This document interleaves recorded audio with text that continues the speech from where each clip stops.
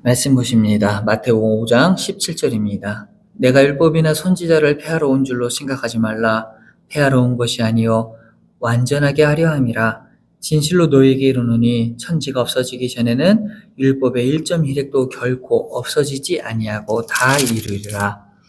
그러므로 누구든지 이 계명 중에 지극히 작은 것 하나라도 버리고 또 그같이 사람을 가르치는 자는 천국에서 지극히 작다 일컬음을 받을 것이요 누구든지 이를 행하며 가르치는 자는 천국에서 크다 일컬음을 받으리라.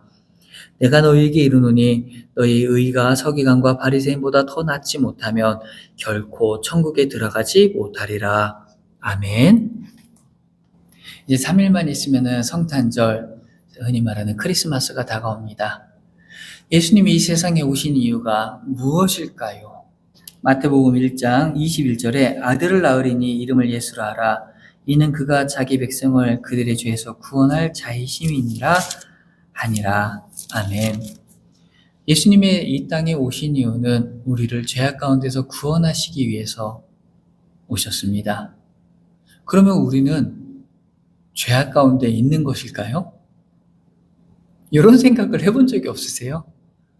그러면 우리는 죄악 가운데 있기 때문에 예수님은 우리를 죄악 가운데서 구원하기 위해서 오셨다. 고로 나는 죄악 가운데 사는 사람이다.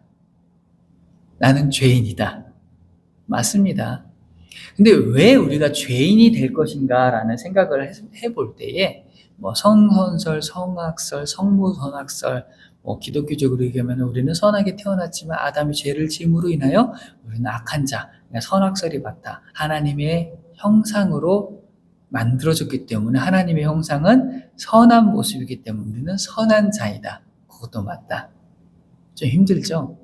그러니까 이렇게 원론적인 이야기보다는 저는 우리의 삶의 모습을 한번 돌이켜 보셨으면 좋겠어요. 오늘 이 말씀 5장 17에서 20절까지 있는 이 말씀을 통해서 우리가 바라보아야 할 것이 무엇인가라고 이야기를 할 때에는 내가 율법이나 선지자로 폐하러 온 줄로 생각하지 말라. 폐하러 온 것이 아니요 완전하게 하려 함이라. 이 말씀을 우리가 집중해서 보았으면 좋겠습니다. 우리는 하나님을 대할 때에 하나님의 말씀을 믿고 따라간다는 것은 율법을 지키고 살아간다는 거예요. 하나님을 믿는다는 것은 율법을 온전하게 지킨다는 건데 율법을 온전하게 지키고 있는 바리새인들은 예수님께서 가장 경계해야 할 대상. 다시 정리를 한번 해볼게요. 제가 시작하면서 말씀드렸던 것처럼 율법을 온전히 지키는 것이 하나님을 온전하게 따르는 것이다 라고 생각을 했을 때 예수님께서는 율법을 온전하게 지키는 자를 보고 책망하셨다.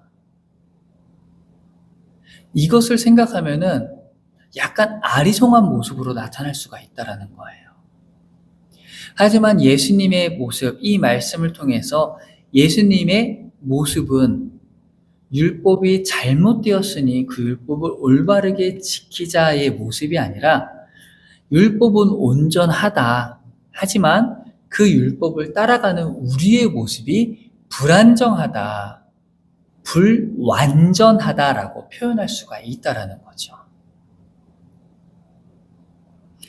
바리새인보다 더 큰 의를 이야기하고 있습니다.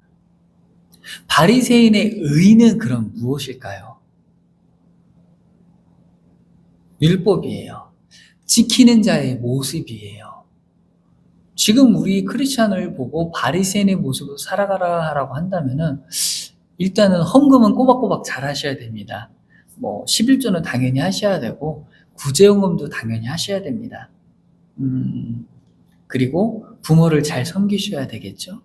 그리고 안식일을 거룩하게 지키셔야 돼요. 좀 더 완벽한 안식일을 지키셔야 돼요. 일을 하시면 안 돼요. 안식일에 일하는 자는 지옥에 빠질지어다. 이게 바리새인의 모습입니다. 그리고 기도를 하셔야 됩니다. 성전에 나와서 기도를 하셔야 됩니다. 꼭 집에서 기도하시면 안 돼요. 이게 바리새인의 의입니다. 근데 저는 항상 이 바리새인의 모습을 보면서 이야기하는 게 이 사람의 모습이 나보다 부족한가? 내가 바리새인보다 더욱더 율법을 지키려고 노력하고 살아왔는가? 이 외형적인 걸 말씀을 드리는 거예요. 나는 고민을 하게 돼요. 근데 저는 제 모습이 바리새인보다 더 낫다라고 확신에 차서 이야기하기가 조금 어렵지 않나라는 생각을 합니다. 그렇지만 예수님께서 바리새인들을 보고 책망하셨던 건 뭐였어요? 이 외형적인 모습을 통해서 그들은 자신의 의의를 나타냈다라는 것입니다. 내 의의를 나타내는 게 뭐가 잘못됐어요? 오른손이 한 일을 왼손이 모르게 해라. 맞죠? 하지만 가난한 자를 도와주고 기부하고 불우한 이웃을 도와주는 그 실천은 좀 드러내라고 하잖아요. 그 의의는 드러내라고 하잖아요. 그 모습을 따라서 할 수 있는 더 많은 사람들을 위해서. 그럼 예수님을 따라하는 이 올바른 행위의 모습을 드러내면 왜 안 되는가? 드러내도 돼요. 그 마음의 문제라는 거예요. 잘 생각해 보세요. 내가 온전하게 지켰기 때문에 나는 완벽하다예요. 나는 완벽하기 때문에 나는 천국에 이를 수 있다라는 거예요. 자, 거기에 뭐가 빠졌죠? 예수님의 은혜가 빠진 거예요. 예수님이 우리와 함께 하기 때문에, 나와 함께 하기 때문에, 예수님의 말씀 믿고 지키고 따르기 때문에 나는 천국에 갈 수 있다지, 내가 하나님의 율법을 온전하게 지키고 행했기 때문에 천국에 가다가 아니라는 거예요. 자, 바리새인의 의의는 그거예요. 내가 너무 완벽하게 잘 지켰기 때문에 나는 올바른 사람이야. 올바른 사람이기 때문에 나는 천국에 갈 수 있어. 내 율법의 행위가, 나의 율법을 지키는 행위가 나를 천국으로 이끄는 것이야가 바리새인의 의의라는 거예요. 우리는 그렇게 살고 있지 않죠? 우리는 어떻게 살고 있습니까? 예수님이 나를 불쌍히 여기셔서 나는 예수님을 믿음으로 천국에 이를 수 있다라고 그렇게 살아가고 계시는 줄 믿습니다. 아멘. 예수님의 말씀은 놀라움의 연속이었어요. 예수님의 말씀은 이 바리새인들이, 서기관들이 들을 때에는 저게 정녕 하나님의 말씀을 지키자고 하는 것인가? 하나님의 말씀을, 율법을 거스르는 듯한 그런 내용이 많이 있었거든요. 하지만 우린 잘 알고 있어요. 그거는 거스르는 것이 아니라 완벽하게 그것을 이해하고 따라간다라고 우리는 이제는 알 수 있었죠. 하지만 그 당시에 바리새인이나 서기관들의 그들의 사상과 그들의 지식으로는 예수님의 모습이, 예수님의 말씀이 너무나도 싫을 수밖에 없었다라는 거죠. 우리가 보았으면 하는 것이 전심으로 순종하는 모습이다라는 것을 좀 깨달고 가셨으면 좋겠어요. 전심을 다해 순종하는 모습이 하나님의 의에 이르게 되고 예수님을 따르는 우리 현대 사회의 삶의 모습이다. 저는 그런 말씀들을 종종 하잖아요. 온전한 크리스찬이라면, 온전한 성도라면 이렇게 살아야 합니다. 우리는 잘 알고 있지 않나요? 온전한 성도의 삶을 우리는 기억하고 있지 않나요? 말씀을 통해서 다 배웠지 않나요? 라고 표현을 종종 합니다. 그래서 저는 굳이 또 온전한 삶을 또 뭐하러 이야기합니까? 왜? 힘드니까. 이렇게 사세요 하는 거는 사실 힘든 거니까 성도님들이 스스로 깨달아 그대로 나아가세요라고 표현을 저는 종종 해요. 너무 힘든 삶이니까. 근데 이 말씀을 보면은 온전하라는 거, 전심을 다 순종이라는 게 어떤 삶인지를 이야기하고 있다라는 거죠.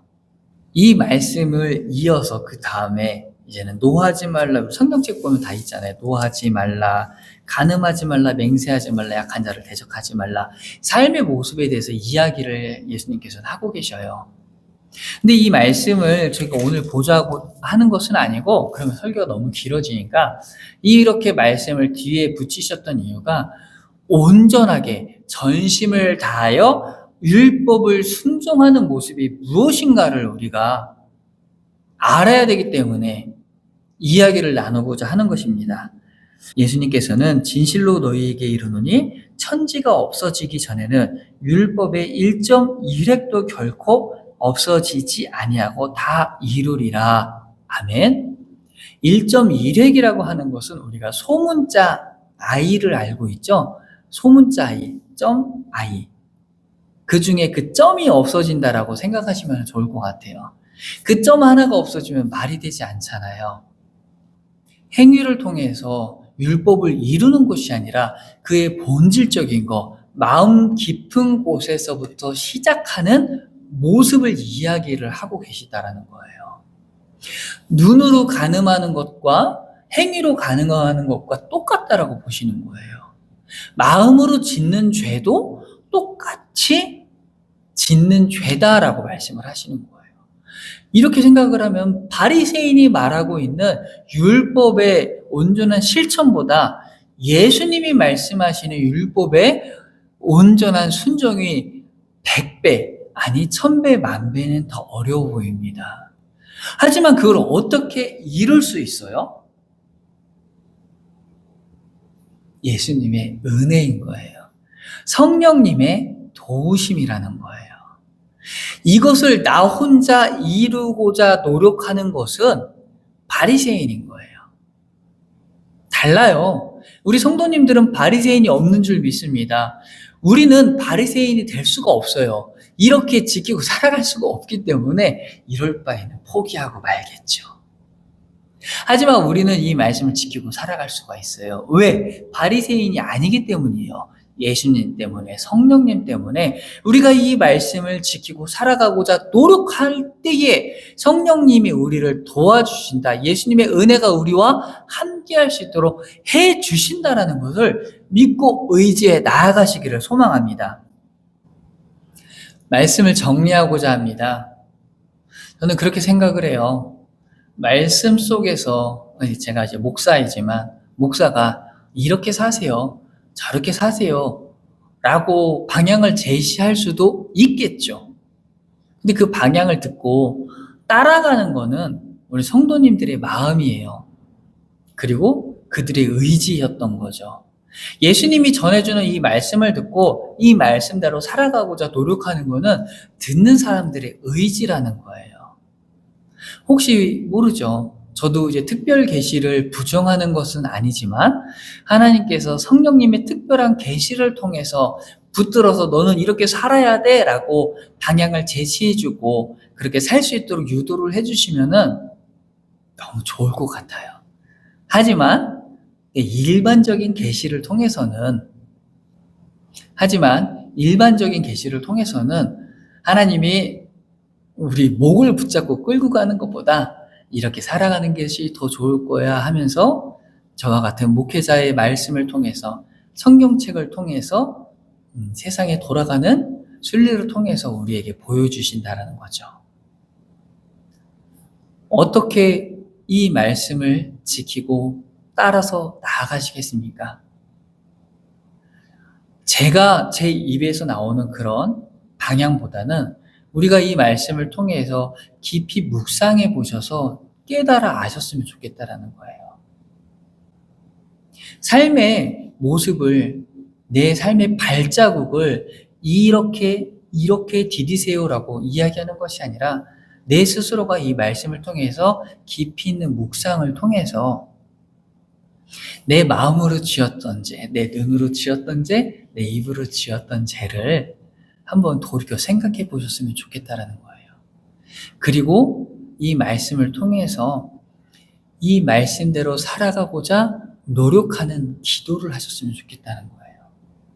그 기도를 통해서 우리의 삶의 방향이 변하고 우리의 걸음걸이가 변할 줄을 믿습니다.